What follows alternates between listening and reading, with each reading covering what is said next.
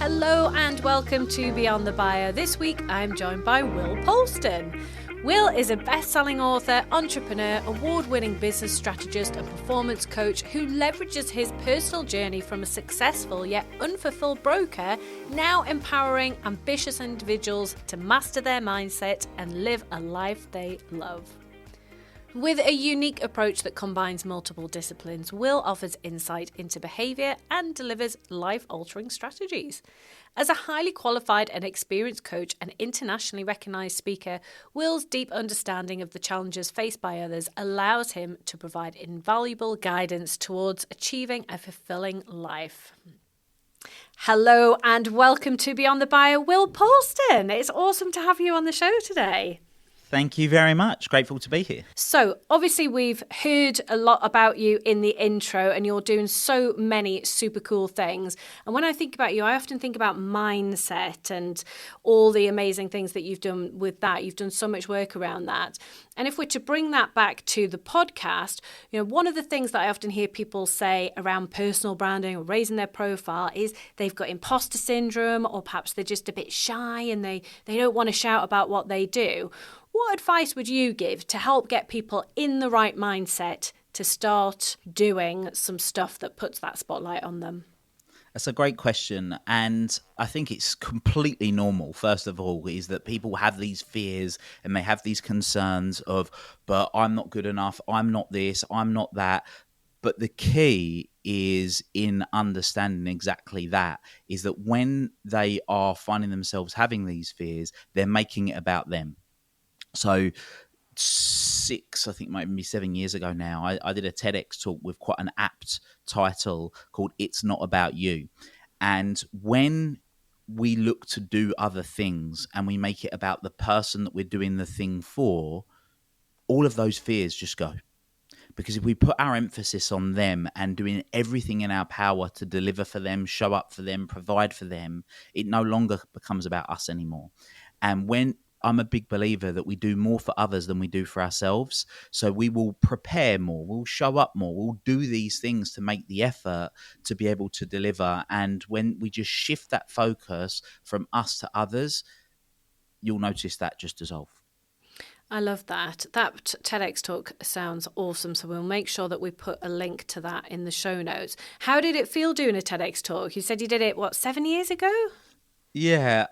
If I'm being honest with myself now, and this is the thing about Beyond the Bio, right, building the profile, is that back then I was looking for patterns, all the patterns of the people that I respected that had done all these things, they'd done TEDx talks, and I believed back then it was the TEDx talk that made them famous. It was the TEDx talk that gave them the credibility. What I understand now is it's the message of the TEDx talk delivered well and communicated effectively that really is where the impact lies, not just doing the TEDx talk, if that makes sense.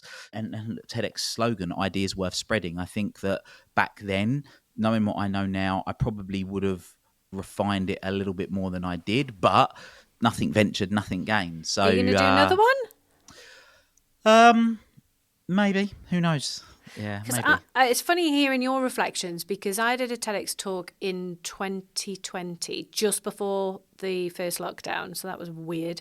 But I did mine then. And I was so nervous. I felt so sick. And I'd done a reasonable amount of speaking at that point. But I think because the speaking I'd done up to that point was very factual. It was very based on what I was an expert in. And I felt comfortable in that area. And then when I did my TEDx, the organizer kind of sacked off all my ideas that were very work-based and wanted me to talk a bit more about my journey and where my grit came from. That was her question to me. And I felt really uncomfortable sharing that story on stage, because I hadn't spoken publicly about that. Things like being a single parent was something that I used to hide, because I thought people might see that as a barrier to working with me, either that they had, some sort of prejudice against that, or they made assumptions that I might not be reliable, all these sorts of things. And I just didn't used to talk about it. I mean, I never shut up about it now, but then it was just something that I felt was quite private. So I think it was being vulnerable around some of my story in a public way, and just that whole, the red circle, and it is quite a big deal. So I've often thought if I was to do it again, I would refine it, and do things a bit differently. But I think it was a great learning experience. I really liked the preparation that they put you through. And, when it comes out, you get the nerves all over again. And people do still message me when they've watched it, and I've had speaker bookings off the back of that. So it has been good. But I'd like to do another one on a topic that I can get really excited about. I need to have a think about what I want to do. Yeah. I would like to do another one. I think it'd be cool. I think the topic's key. I was a bit gutted as well. So, and this was by no fault of my own. In fact, it was a huge error by the AV company. The whole day, they didn't turn the mics on. Oh my God, no. So every speaker, they only mic that they had the mic at the back of the room, or something wasn't plugged in. So every speaker on the day wasn't recorded properly. So when you hear mine, the sound is, and as well as I do, if sound isn't great on anything audio or visual, you turn off straight away. Yeah. So yeah, anyway, but that's kind of... Oh, that's a shame. I'm glad that never happened to me. It's nerve-wracking stuff. Really interesting, the whole TEDx thing. And also, the mindset thing that you were saying before, I got slightly distracted around that, thinking about what you're doing for other people rather than making it about you. And one of the things that I've been thinking about a lot lately, because I feel like I've been hit a little bit by imposter syndrome in the last few months, and just kind of, particularly on things like LinkedIn at the moment. So LinkedIn is my biggest platform. I've got a great solid following on LinkedIn and people that engage with my content on there. But I was getting to a point where I was like, oh my God, if it doesn't get this amount of engagement, then, I'm losing my touch or something. And then I just thought, what are you on about? Like, who cares? As long as it's still content that actually makes sense to me and is actually, quite genuine in what I'm putting out there, that it's relevant, that it's generating conversations or leads or whatever it may be. Actually, I just need to get a bit over myself with this thing. And I think as well, some of the stuff that I've done over the last couple of years where I've thought, do I really want to share this? Am I going to sound like I'm bragging about things? And like, what are people going to think of me? And again, it's that whole just like, who do you think you are? Like, people probably don't think about me as much as I do. So I need to just get over that really and stop worrying, right?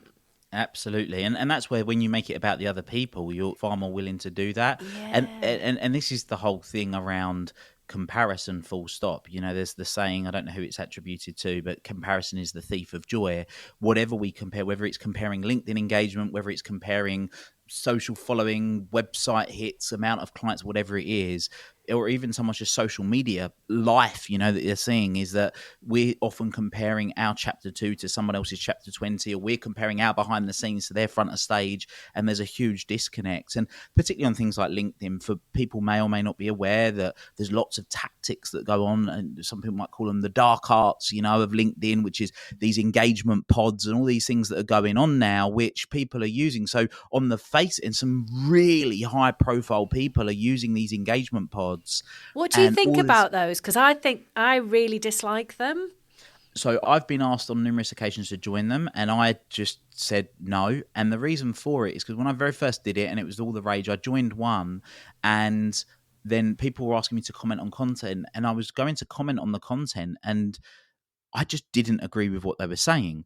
And the truth is that I post stuff out on social media, but I'm not the biggest engager on social media. A lot of the time, I use social media as a form of learning what I could be putting out myself. So I'm kind of looking at the trends, but I'm not really engaging that much. So in answer to your question, I think that it creates a bit of a false economy. And now I've realized how much they're being used.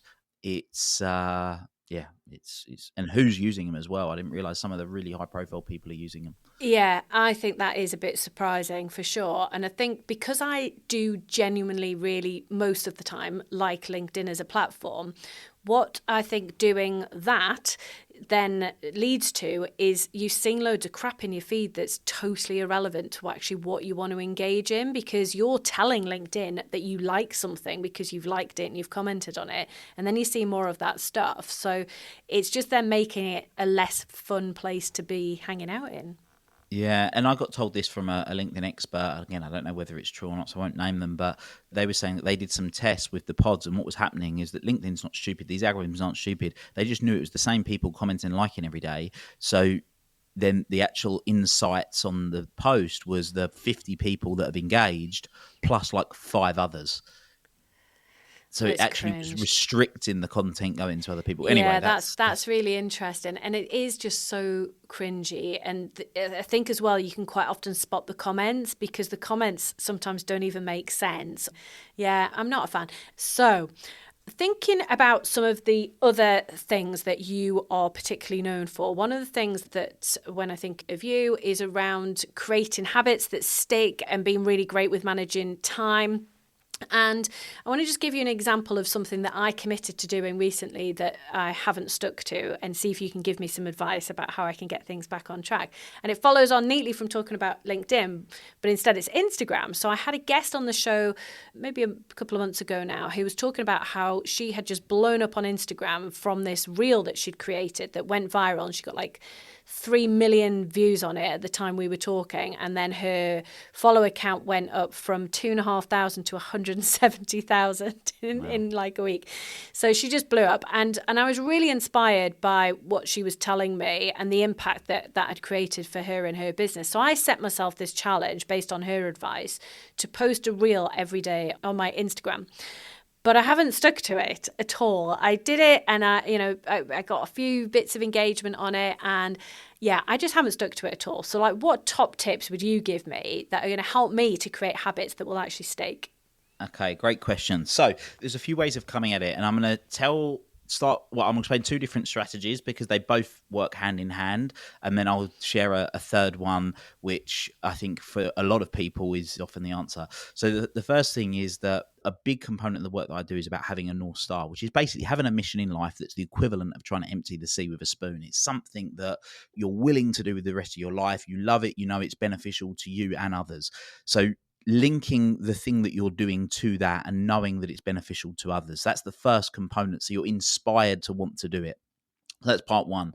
But the real practical stuff is there's an amazing book by Charles Duhigg called The Power of Habit. And in The Power of Habit, he talks about the habit loop. But the habit loop was originally created originally discovered and put together by people at Duke University, which consists of 3 elements. So you have the trigger, you have the routine, and then the reward. So if we use something that we all do, brushing our teeth every day, we will have a trigger to brush our teeth. Now, I personally, slightly weirdly, but you'll understand why in a moment, I brush my teeth in the shower.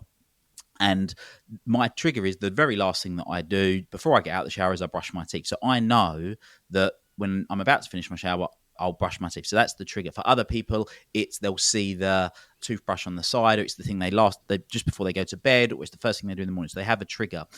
So first of all, have a trigger. What's the trigger that you're going to have? The second thing is the routine, is actually doing it. But the third one that's really important is having a reward. So something I used to do years ago was I used to want to write my journal, and I kept forgetting to write my journal. But I also knew that I was having a coffee every morning. I really enjoyed having my first morning coffee. So what I then did was I put myself in a position whereby my trigger was starting work. So I would open up the journal, and I knew that I sat at my desk, I would write out the journal, but the reward was I wouldn't allow myself to have the coffee until I'd written the journal. So if you want to create that habit, what can you do to put yourself in a position whereby you've got something you already do? James Clear calls this habit stacking, and he wrote an incredible book called Atomic Habits. But what could you do that you already know you do every single day that you enjoy doing? So you're going to want to do that thing. In my instance, it was have the coffee, that you could do after you've posted your reel, and you just condition yourself to have the equivalent of your coffee after you've posted your reel. Oh, I'm going to try that because I was so inspired by her telling me about the success she'd had with it, and I just thought I need to do it because I like Instagram, but I don't have a huge following on Instagram or a huge amount of engagement. But that said, I probably at the moment get as many leads through Instagram as I do through my LinkedIn, which is fascinating considering the difference in followers. So it's worth investing time. Well, absolutely. But there's two things. One thing I'll call you on is you said, I need to do it. Yes. Any time that anyone's using language like I need to, I ought to, I should, I have to, it's an indication they're living someone else's values. When they're using language like I love to, I choose to, I desire to, it's an indication they're living their own values. So there's two things you can do. You can either align it, which was the first point I made, with your own North Star, the thing that's important to you, and really understand by listing all of the benefits of the people that you want to serve, the mission you're on, as to why that rule will be so beneficial, which then starts to move it up in the hierarchy. So you go from I'm saying I need to do this, actually I'd love to do it, I really want to do it. So that's the first thing. And then the other thing is I literally have a t-shirt that's sat here, and I know that people aren't watching the video of this, but I have a t-shirt to the side of me that says it needs to be done, but I don't need to do it. And just having that mantra, yes, you'd be wise to have reels that go out every single day, but it doesn't mean you need to do the reel. It doesn't mean you need to post the reel. It could be somebody else in your team that creates the reels and posts them. So then the outcome of reels going out every day is done, but it's not done by you. Yeah, good shout. Good shout. I think I'm going to apply that to me sticking to my healthy lifestyle as well, because I went on a retreat in March to Thailand. I was feeling really burnt out last year, and I booked this retreat to Thailand at the end of March into April. And I came back and I felt so chilled out, and I was eating this great plant-based diet and doing yoga and all the things that you're meant to do. But I do genuinely love doing those things and really enjoy it. And I was doing all this breath work, some of the stuff you'd probably be really into as well. And I got back and I felt quite chilled for maybe 2 weeks, and then it just kind of, a lot of the stuff started going out the window. But actually some of the things you've said there around, sort of realigning things and thinking about that North Star and thinking about those benefits of, actually I felt really great when I came back from that trip because of all these things. And they were all things that actually weren't difficult to do because I enjoyed doing them. So then now I need to put them back into my calendar and also think about some of those triggers to make that easier so that it's more likely to stick. Absolutely. If you don't feel, well, there's two things that I have a belief around. The first thing is that I don't believe that people burn out because they're working too hard. I believe that people burn out because they're not spending enough time doing the stuff that they love doing. Yeah, I agree. So those things you said, I really love to do those things. But if you were to probably look back in the month or 2 months or 3 months before you actually went away, I imagine there was very few, if any, of those things being done. Yep. And if you don't fill your day with high value priorities, your day gets filled with low value distractions. So by time blocking, actually, no, I am going to do this. I've made it a commitment this year that every quarter I take a 36-hour holiday. So I love that feeling of when you go on holiday, creative ideas just start flowing, because structure creates efficiency, but structure kills creativity. So that creative brain that we want to have as entrepreneurs, when I find, certainly I'm on holiday, all of a sudden all the new ideas start coming in.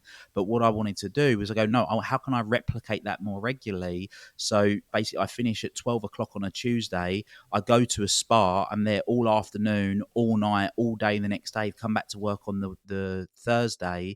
And then what's happened is I've re-energized myself, given myself that creative break, but I've scheduled it in the way that I know it's happening every quarter. So then you get the best of both worlds. I love that. About 5 years ago, I'd say, it was definitely pre-pandemic, I used to schedule a spa day into my diary once. It might have even been as much as once a month. If not, it was every 2 months, and it would be a full day where I'd go with a friend.